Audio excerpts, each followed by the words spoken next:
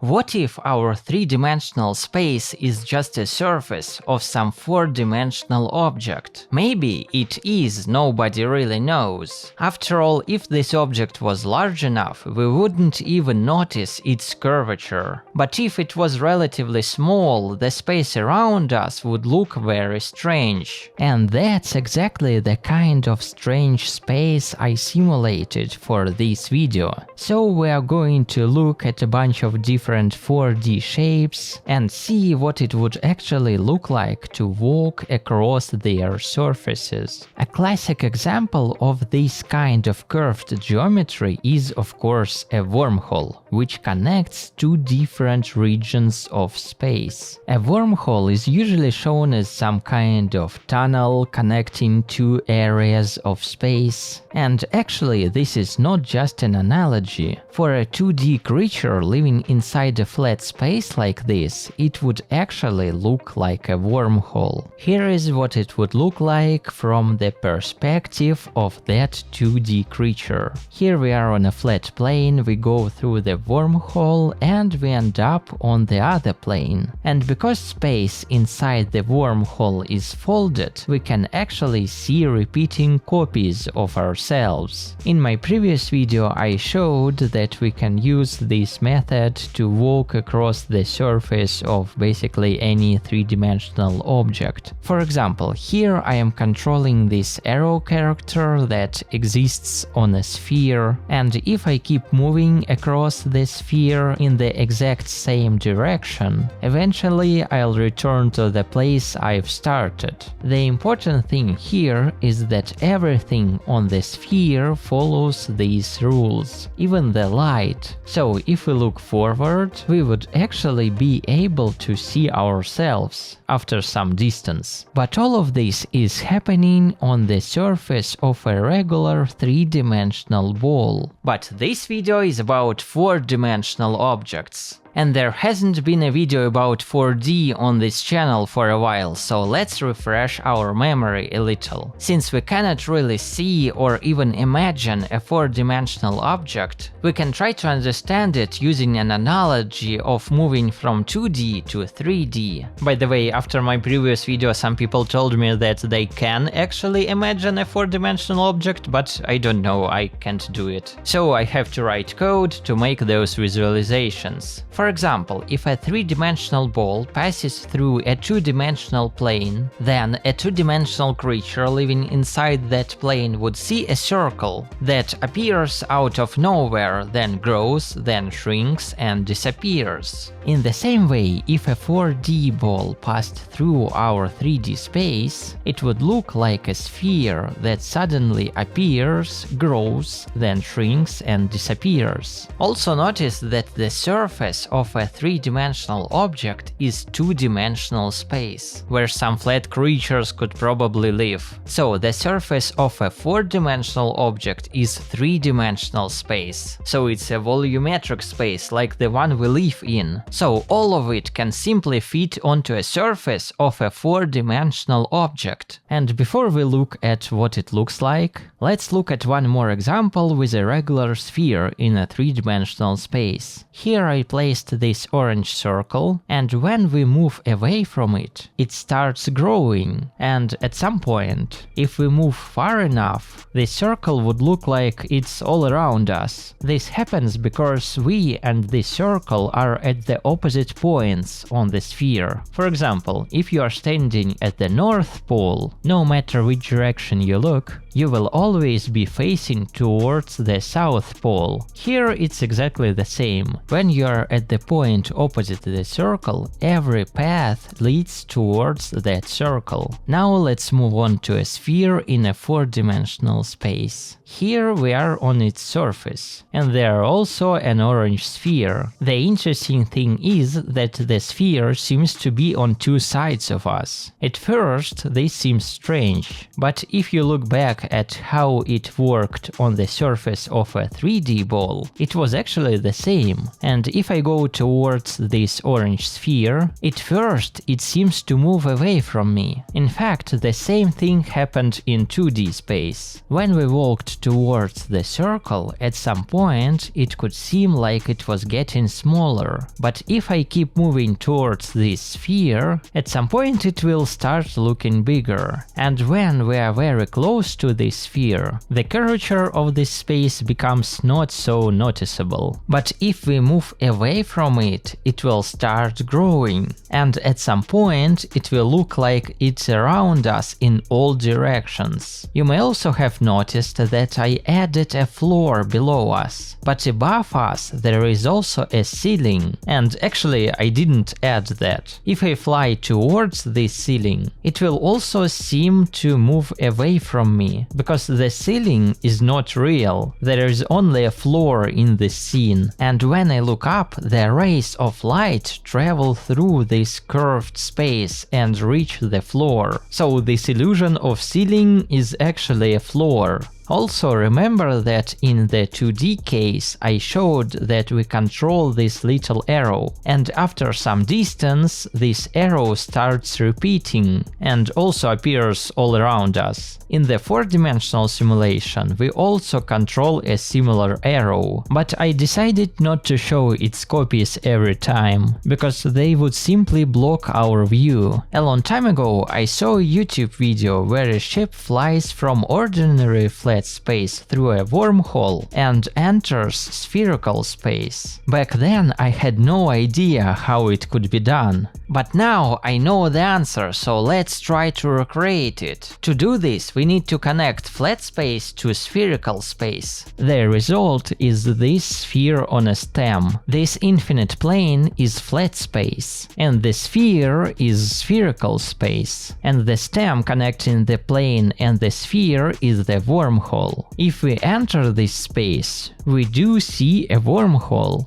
and even a sphere beyond it. If I go to the other side, I end up in spherical geometry. Everything here works just like on the surface of a 4-dimensional ball that I showed earlier. And also now we have a wormhole that leads into ordinary flat space. I can fly through it and return. If you watched my previous video about 2D wormholes, you may have noticed that I mark the curvature of space with different colors in exactly the same way. But in the 2-dimensional case it was simple. Space could have zero curvature or positive curvature or negative curvature. But in 3D you can no longer show the curvature of space with just one number as you could in 2D. Here you should probably use the curvature tensor like in theory of relativity, and in general I don't really know how to paint such space to show its curvature.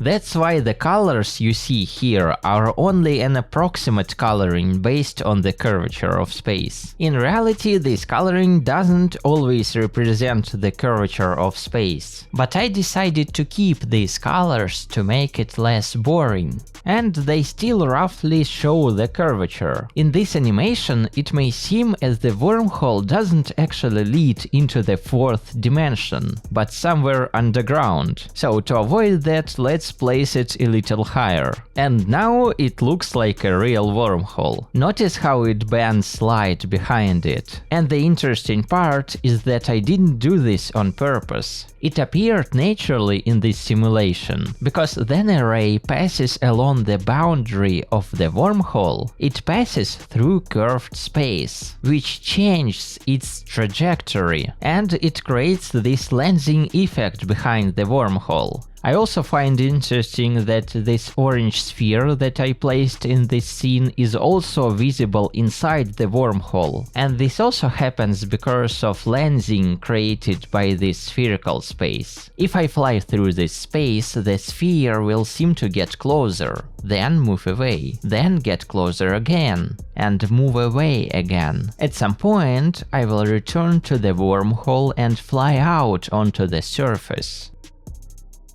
But what if I increase the size of the sphere? The larger it is, the greater the distance we need to travel to notice its curvature, which means it will appear flatter. And even in this animation where the curved areas of surface are colored, the space becomes pretty much gray. But the wormhole itself stays the same, only the inner spherical space is changing. Also, the orange sphere now becomes a little bit more visible, and when I go through the wormhole, it looks like the orange sphere is right here in the spherical space. And if I get closer, it turns out that it's not just a reflection or some kind of lensing. The sphere actually did somehow get into this spherical space and became stretched out for some reason. At the same time, on the other side of the wormhole in flat space, this sphere is still visible too, so we have two different spheres for some reason. But where did the second sphere come from? And how did it even get into this spherical space? To answer this question, we need to look into the fourth dimension.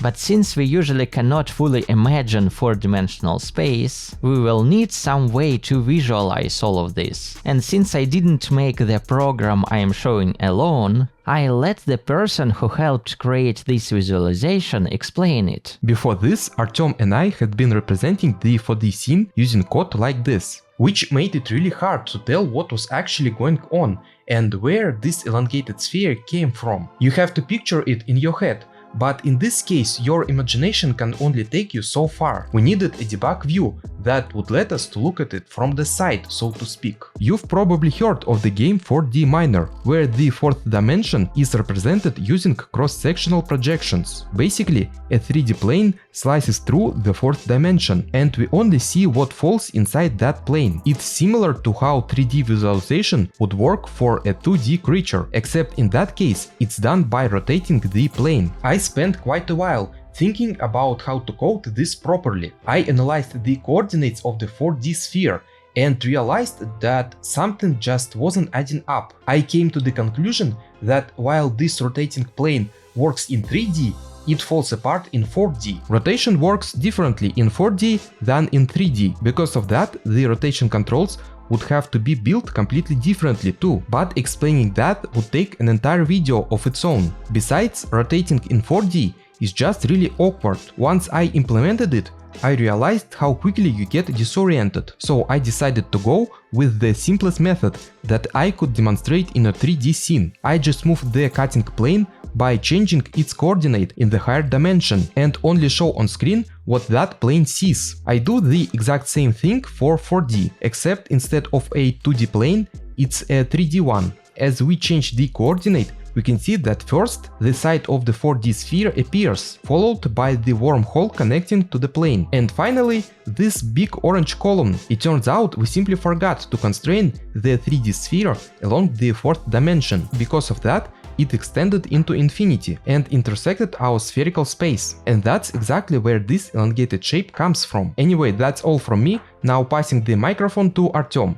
I also added an arrow to this space view mod, so you can see where the camera is facing. Here I am walking around this orange sphere, and the arrow repeats those movements. I also added a half of a four-dimensional ball connected to this space. Since it's no longer a sphere on a stem, there is no wormhole, but there is a region where there is more space than usual. As a result, it also works like a very powerful lens. And if I enter it, I get into this large space. By the way, notice that because the arrow is four-dimensional, when I look up or down, it goes somewhere into the fourth dimension, because we had to sacrifice the up and down directions to put the fourth axis here. If you watched my previous video, you have probably already recognized the arrow. Of course, it's from my game about arrows that are actually circuits, where you can build different redstone-like constructions.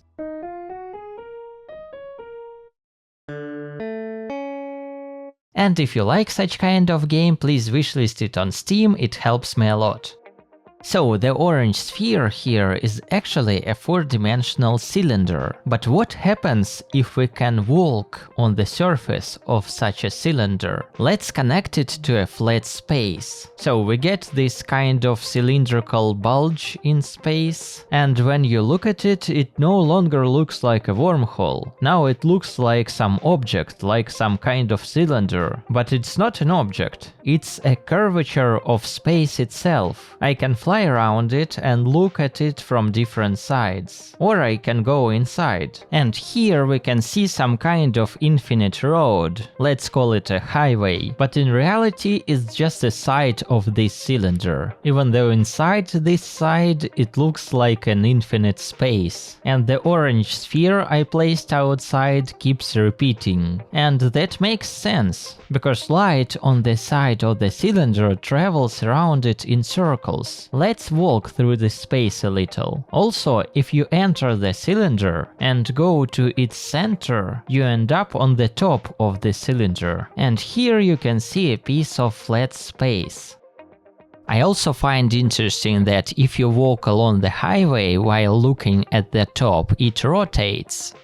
And if you look at the space structure in the lower right corner, everything becomes logical. After all, we're just walking in circles around the top, and it rotates relative to us. But how do you even get a 4-dimensional cylinder? An ordinary 3-dimensional cylinder can be imagined as a sequence of 2-dimensional circles. By the same logic, a 4-dimensional cylinder can be imagined as a sequence of 3-dimensional balls, or spheres. That's why it's called a spherinder. This time let's not connect it to a plane, and instead let's walk on the surface of the spherinder itself. If you look around, it looks like this. Just like in a spherical space, there is some kind of ceiling above us, but it is not actually there. It's an illusion caused by the curvature of this space. So we actually see the floor above us. Let's walk around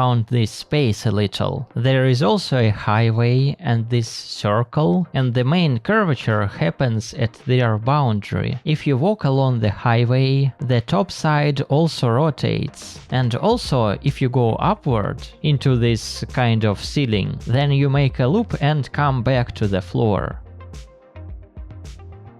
A 3-dimensional cylinder can be infinitely long. We can also create an infinite spherinder. And here Optothorax made this scene with a spherinder and colored axis on it. You can see that they all intersect at 90-degree angles.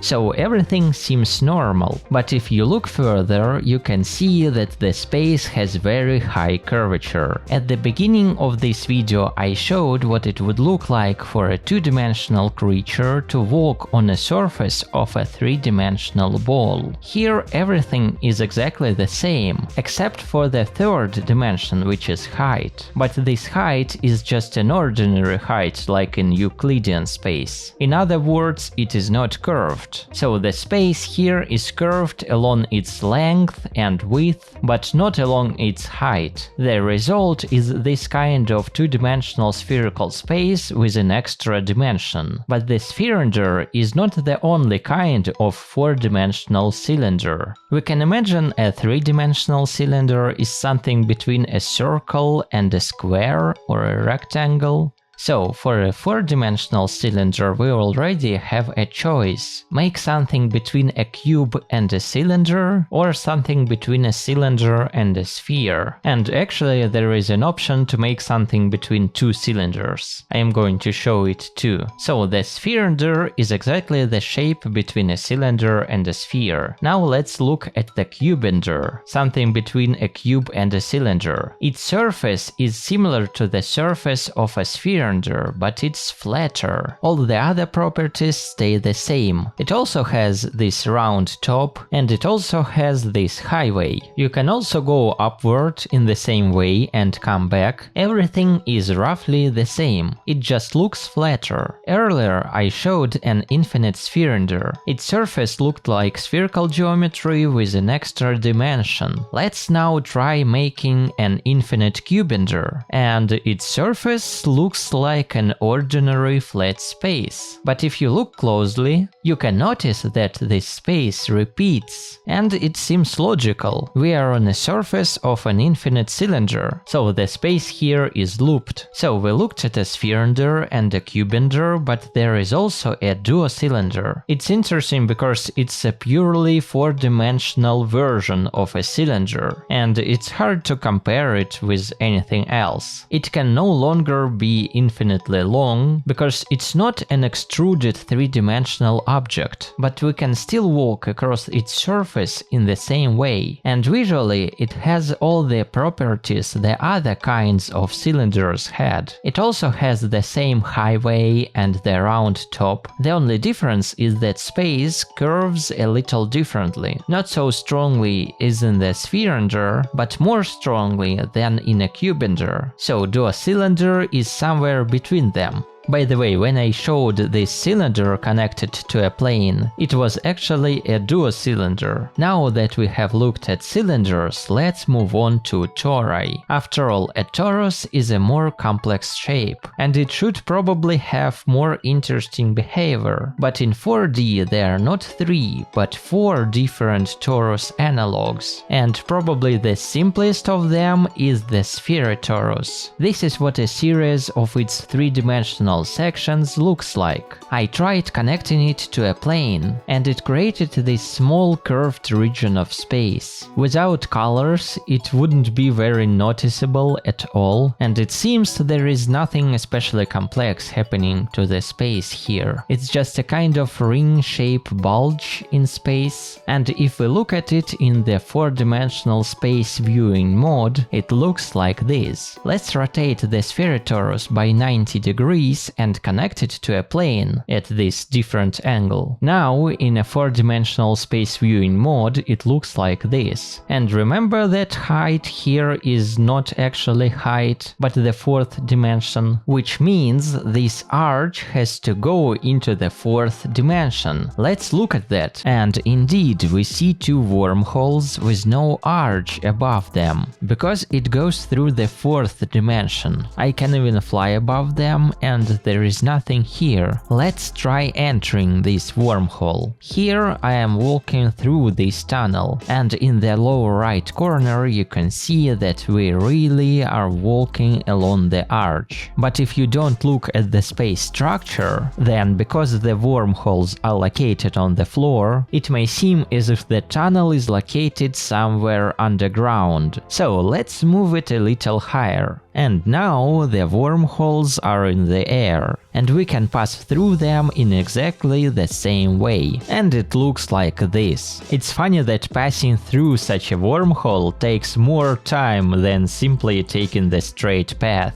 Because here, while we are moving along this arch, we are traveling along a longer path in this four-dimensional space. By the way, after I already recorded the whole video, I suddenly noticed that you can actually connect the spherotorus to a plane in a little bit different way by rotating it by 90 degrees. Here, this arch passes through our three-dimensional space, but in four-dimensional space it's just a bulge. So there is no wormhole here. It's just a region with increased amount of space, which creates lensing and curves the objects behind it, and all of that was a spherotorus connected to three-dimensional space or a 3D hyperplane. What if I remove the plane? The whole space is going to be just the surface of the spherotorus, and it looks like this. Actually, I think it looks quite strange. Everything changes very quickly. Sometimes it even makes me a little motion sick when I look at it for too long. Notice how the orange sphere repeats many times, because the rays of light go around the spherotorus in a loop. In result, space here is very curved and very strange, so let's move on. Next we have the tori sphere. Its space is not so extremely curved. It's almost flat compared to previous shape, but it's still curved. Let's also approach this orange sphere. you can see that it also repeats many times, because this space is also looped. Also, if we go a little higher, then all the space becomes round like this, which actually makes sense, given the name of this shape. In other words, it's kind of torus that has a lot in common with a sphere,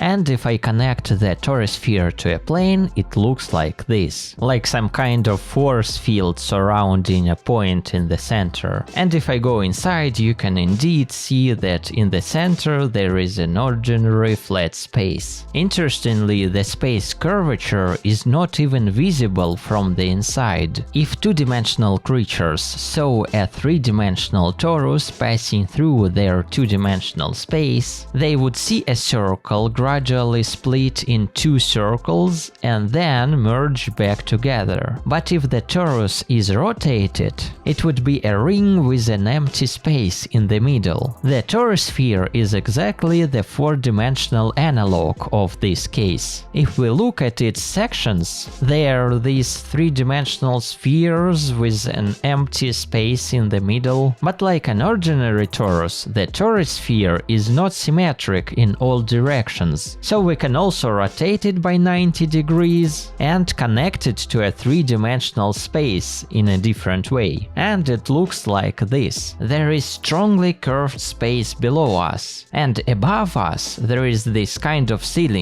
which is actually the floor, so it's like an island in the middle of this curved space. It exists here because of this empty center of the tori sphere. The third type of torus is called a ditorus. It's like a torus made of tori. This is what a series of its intersections with three-dimensional space looks like. Here, by the way, is an experiment I decided to show the arrow we control. That's why we see this red point in front of us. In other words, we see ourselves after some distance. You can also notice that the torus in the space view in the lower right corner seems to consist of two tori, but it looks like two shapes only because it's a three-dimensional slice of the four-dimensional shape. So those two tori are actually connected through an extra dimension that is not visible here. But if I fly upward a little, then those two tori merge, and I can move to another side of this four-dimensional shape. The shape itself is quite complex, so it could look differently if you go to a different direction.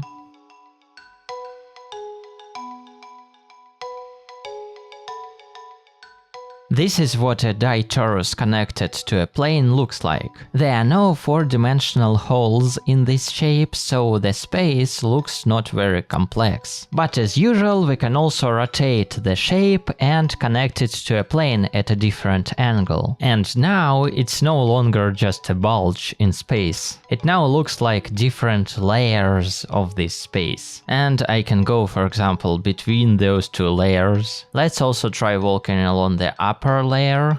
Here the space looks a little different, and because the ditorus is so complex, there is also a third way this shape can be rotated.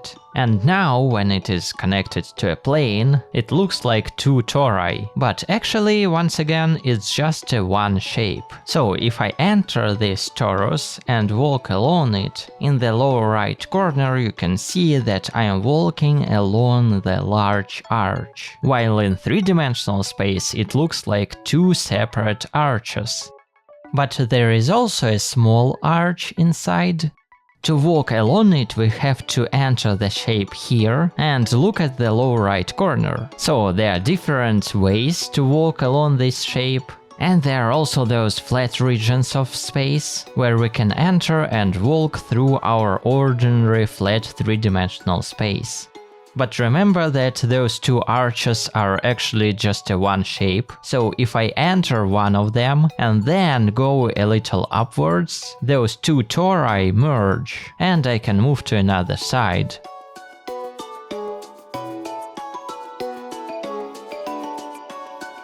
And the last version of torus is called the tiger. This is a special kind of shape that can only exist in 4-dimensional space or higher, just like the duocylinder for example, but after other types of tori, walking across its surface already looks quite familiar. And this is what a series of 3-dimensional sections of the tiger looks like. But the most interesting part begins when we connect it to a plane. It looks like this strange ring-shaped wormhole, and if I enter it, we can see this infinitely repeating space. Another interesting thing is that if you look at the tiger from a distance, the island in the middle will seem to be above us. But if I go onto the island itself, then from here, it seems that the surrounding space is above us instead. And of course, all of this happens because of the curvature of this space. But what surprises me the most is that if we approach its edge and walk underground along the surface of the floor, then at some point we come out. And it turns out that we came out in the island in its center. So we went under its edge and came out in the center. And of course, the same thing can be done in reverse.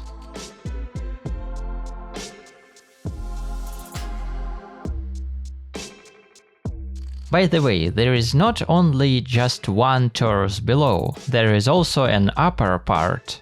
And if we enter the shape from below and fly through this curved space, eventually we come out on the upper side, because once again, these are not two different shapes, they are actually two intersections of the same shape with our 3-dimensional space. While in 4-dimensional space it has an additional part that connects them. Unlike the other 4-dimensional analogues of torus, the tiger is quite symmetric, and rotating it will not change much. But if we rotate it, these two rings will simply be positioned differently. If I enter the tiger space, I will simply come out from the other side into the same place. Also, in my video about 2D wormholes, I showed this kind of space defined by the sum of sine waves. So I tried doing the same thing in 4-dimensional space, and the result is this very strongly curved space. For some reason, here we can see some singularities appear, but in 3-dimensional case there were no singularities. And that's all for today. If you want to support me on Patreon or wishlist my game on Steam, I put all the links in the description. And thank you for watching!